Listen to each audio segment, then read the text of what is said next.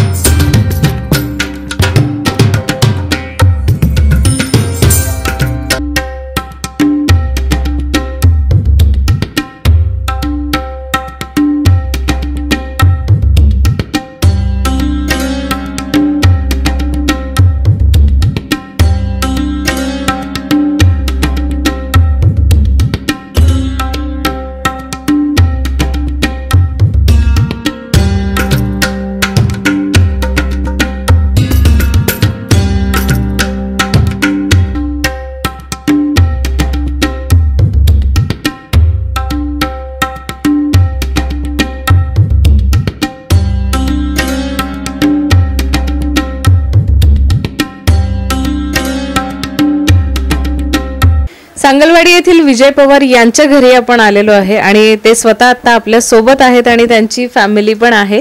तर त्यांना आपण विचारूया की यावेळेला त्यांचा देखावा कशा स्वरूपात आहे। नमस्कार सर। नमस्कार। यंदा तुम्ही बाळ गणेश ची मूर्ती बसवलेली आहे, तर त्याचं काही खास कारण? या वर्षी आमच्या घरामध्ये 2 लहान मुलं असल्यामुळे आम्ही त्या पद्धतीने त्यांच्या अनुसरून आम्ही बाल गणेशाची मूर्ती पण आणलेली आहे।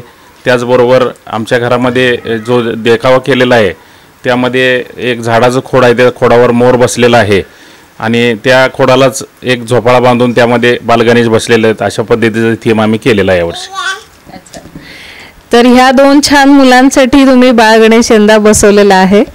तर खरंच बाळ गणेशासोबत आता दोन छान आपल्या इथं गौरी सुद्धा दिसतात. तर गौरी कधीपासून तुमच्याकडे आहेत आणि काय प्रथा आहे? गौरी माझी मोठी मुलगी जन्माला आली त्यावेळेला हौसेनं म्हणून आम्ही गौरी बसवायला चालू केले.